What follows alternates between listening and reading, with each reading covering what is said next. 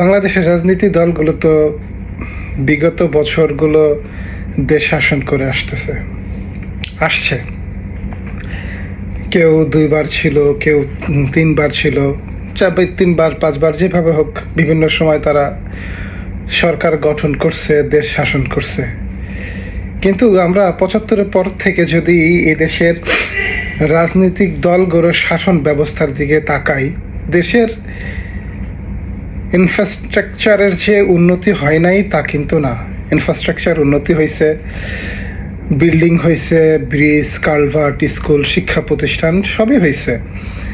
কিন্তু তার সাথে সাথে আরেকটা চারা গাছও বাড়তে বাড়তে অনেক বড় হয়েছে, সেটা হইল দুর্নীতি আর অর্থ পাচার। যে কোনো সরকারকে আপনি প্রশ্ন করেন, সে বলবে যে আমি এইটা করছি, আমি ওইটা করছি, এই করে দিছি, সেই করে দিছি।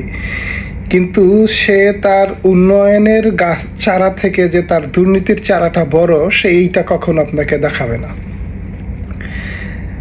75-এর পর থেকে যতগুলো সরকার আসছে, আপনার শেখ মুজিবুর রহমানের সরকার, জিয়াউর রহমানের আমলের সরকার, তারপর এরশাদ আমলের সরকার, এই সবগুলোতেই আপনার হচ্ছে দুর্নীতি এইসব বিষয় নিয়ে খুব বেশি একটা এভিডেন্স বা আলোচনা না হইলেও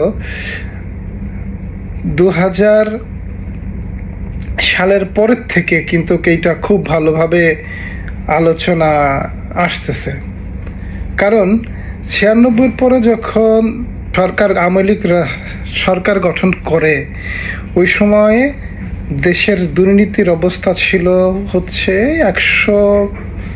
1000 কোটি টাকার কম বেশি হবে পাচার হয়েছিল। ঠিক তারপরের সরকার যখন আসছে, তখন ওইটা ধাপ করে বাইরে 10,000 কোটি টাকা হয়ে গেছে। এর আগের সরকারের আমলে 200 কোটি টাকার তো কম বেশি হিস্ট্রি আছে, বাট রাজনৈতিক দলগুলো কিভাবে তারা দুর্নীতি করার জন্য রেসে নামছে, এইটা 96 পর থেকে চেক করলে খুব ভালোভাবে বোঝা যায়। আপনি দেখেন, বিএনপি সরকার যখন ক্ষমতায় আসছে, মানে 2001 সাল থেকে 5 সাল পর্যন্ত যখন ক্ষমতায় ছিল, তখন তারা 10,000 কোটি টাকারও বেশি অর্থ কেলেঙ্কারি, পাচার, বিভিন্ন ইস্যুতে তার দুর্নীতির প্রমাণ পাওয়া গেছে, এবং 5বার হচ্ছে বিশ্ব চ্যাম্পিয়নও হয়েছে।